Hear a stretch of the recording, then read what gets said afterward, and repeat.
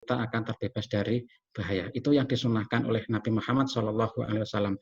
Jadi jangan lupa berdoa setiap pagi dan petang, itu pagi 3 kali, petang 3 kali dengan doa Bismillahilladzi la yadhurruhu ma'ismi syai'un fil ardi wala fis sama' wa huwa samiul alim.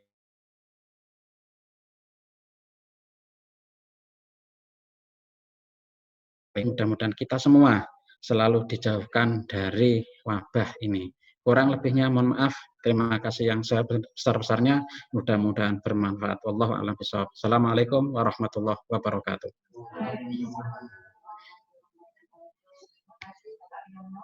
Pertanyaan baik dari peserta maupun dari dosen yang hadir secara offline bisa diajukan di akhir materi. Untuk pemateri yang kedua ini akan disampaikan oleh Dr. FKP. Beliau adalah Kepala Dinas Kesehatan Kabupaten Jombang. Terkait dengan topik yang akan disampaikan adalah kebijakan new normal sesuai dengan virus COVID, khususnya untuk di wilayah Kabupaten Jombang. Untuk waktu dan tempat kepada Dr. Subandria. Assalamualaikum, Dok.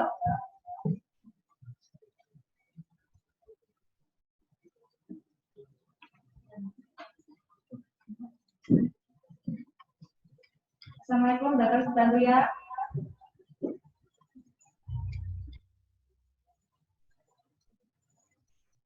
Apakah sudah masuk, Dok?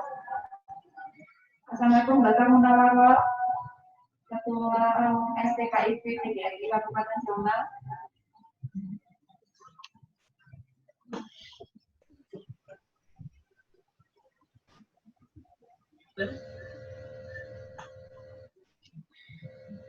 Kita tunggu sebentar untuk Dr. Subandria, nggih. Oh, nggih. Assalamualaikum, Dr. Subandria.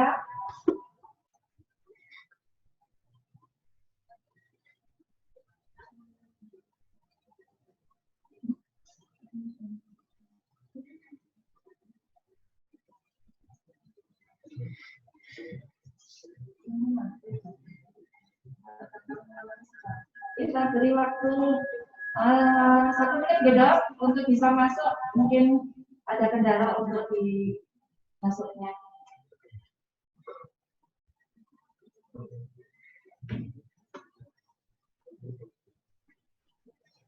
Kalau memang mungkin nanti Dr. Subandria belum bisa masuk, nanti bisa diberikan pemateri yang ketiga dari Kabupaten Munawaro.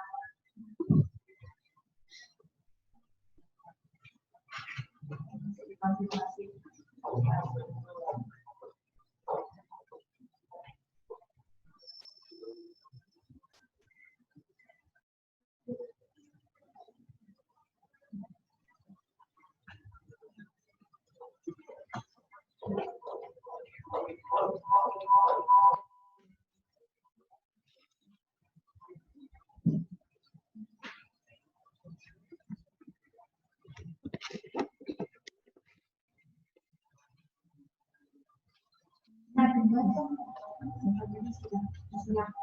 Sudah siap.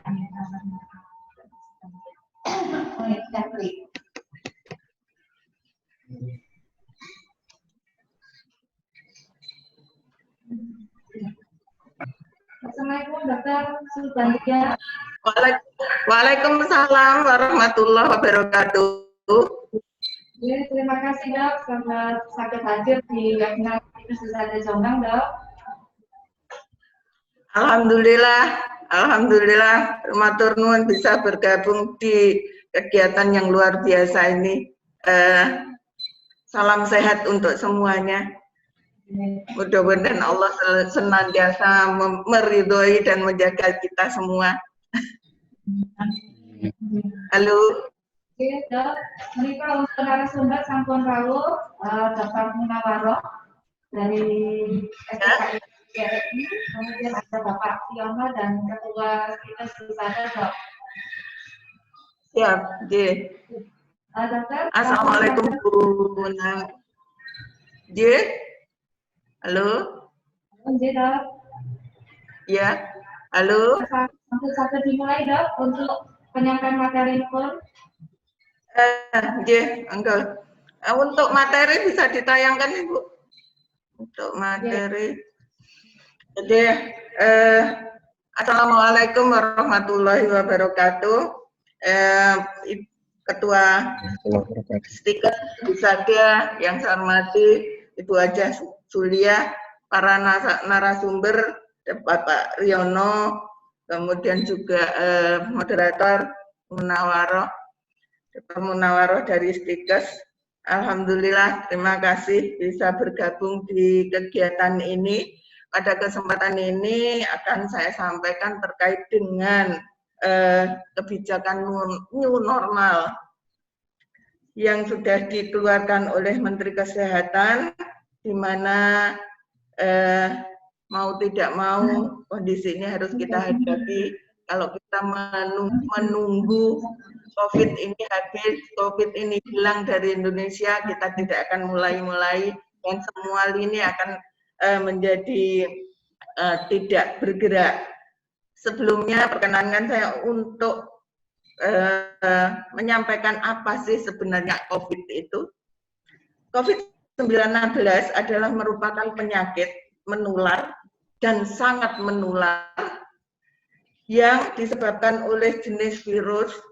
Virus ini virus baru yang kemarin sebelum ditentukan sebagai COVID-19, dia dikenal sebagai novel coronavirus. Kemudian virus corona ini mirip sebenarnya dengan virus yang lalu, yaitu virus SARS ya, yang sudah seperti diceritakan tadi, bahkan di ratusan tahun yang lalu juga sudah pernah terjadi pandemi seperti ini.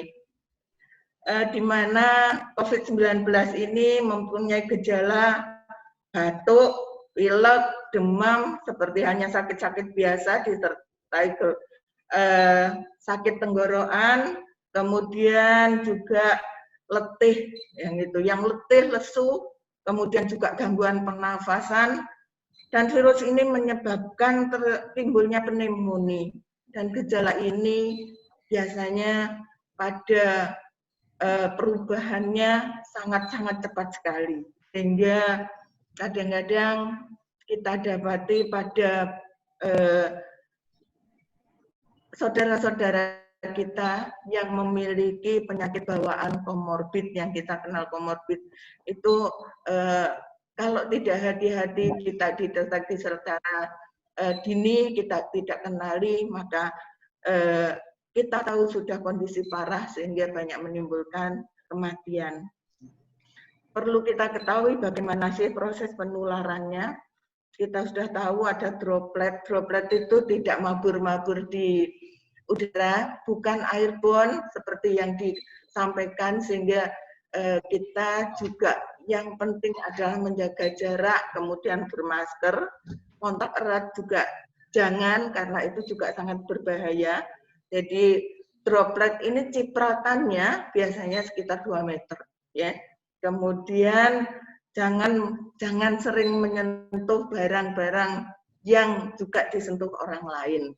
Misalnya di tempat-tempat umum, upayakan untuk tidak menyentuh, baik itu mungkin gagang pintu, tidak usah disentuh pakai tangan, tapi cukup didorong dengan siku. Tapi tidak perlu juga salaman dengan siku, yang sekarang sedang musim, itu tidak perlu, karena jarak siku dengan antar siku itu tidak cukup 1,5 meter. Jadi kalau sikunya kita mungkin bisa biasanya tonyo-tonyoan gini ya, tapi saya kira tidak perlu, udahlah, nggak usah kita lakukan itu. Hello dengan senyum nanda kelihatan, mungkin bisa dada-dada atau dengan cara lain.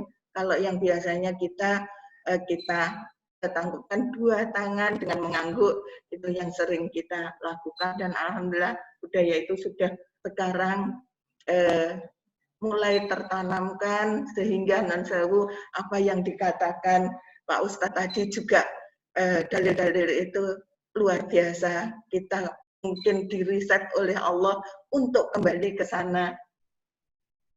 Kemudian sebenarnya bagaimana sih cara penyebarannya, seperti yang tadi saya sampaikan bahwasanya bagaimana sih agar tidak menyebar, karena ini droplet, maka sering-seringlah cuci tangan memakai sabun.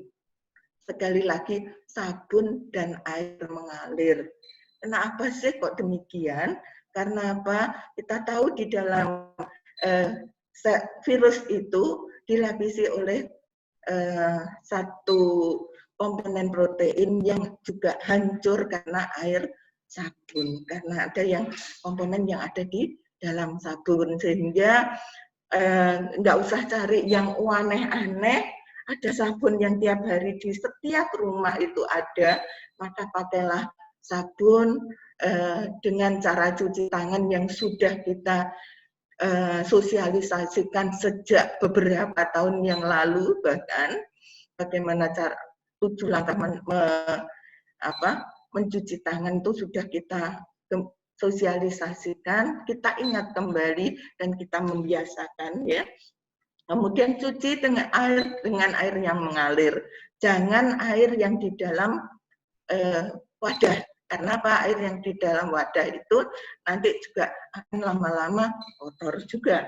Kemudian lakukan dengan menutup mulut dan hidung dengan masker. Jadi kalau pakai masker, nun sewu, pastikan bahwasanya masker terpasang dengan baik, di hidungnya tertutup, demikian juga mulutnya.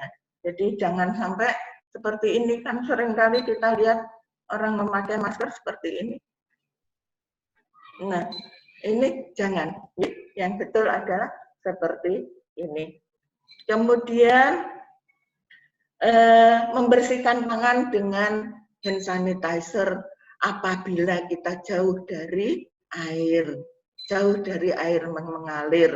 Kemudian kalau hand sanitizer itu yang alami, produknya kita, kebun kita, itu sudah diteliti oleh teman-teman dari FKG UNER, itu air daun sirih digodok dengan 100 gram daun sirih, godok dengan 200 cc air, sisakan 100 cc, kemudian beri air jeruk nipis biar warna merahnya hilang, maka itu bisa dipakai sebagai hand sanitizer. Kemudian juga hindari yang berada dalam kerumunan massa, hindari berkumpul di tempat-tempat umum. Kalau kita sekarang tempat beribadah adalah silahkan beribadah, tetapi tetap ingat protokol kesehatan ya. Kemudian makanlah makanan yang dimasak dengan matang. Sudah hindari makanan yang mentah. Gitu. Kemudian hindari bersentuhan dengan binatang baik langsung maupun tidak langsung, karena kuman ini, virus ini bisa menular dari binatang ke manusia, manusia ke binatang, manusia ke manusia. Hasil penelitian terakhir seperti itu. Kemudian hindari memegang barang-barang di tempat umum, yang misalnya handle pintu, kalau di kantor, kemudian tangga, upayakan kalau misalnya sudah memegang tangga, kita ngantongi hand sanitizer, semprotkan, insya Allah itu aman. Kemudian hindari sentuhan dengan orang lain, hindari melakukan perjalanan yang tidak perlu, segera berkonsultasi dengan dokter apabila ada gejala yang mengarah ke COVID seperti saya sebutkan tadi. Kondisi di Jombang, mungkin Bapak Ibu bertanya-tanya, kok tinggi sekali sampai dengan hari kemarin declare kita 178. Kalau kita amati di sini ada tren penurunan kurva yang mulai menurun di PDP-nya. PDP itu orang dengan COVID, orang yang diduga dengan gejala COVID, dia sakit dirawat di rumah sakit. PDP ini biasanya sakitnya cukup lumayan, dengan rupet kompleks biasanya. Kalau sakit ringan aja namanya ODP. Nah, itu orang dalam pemantauan. Kalau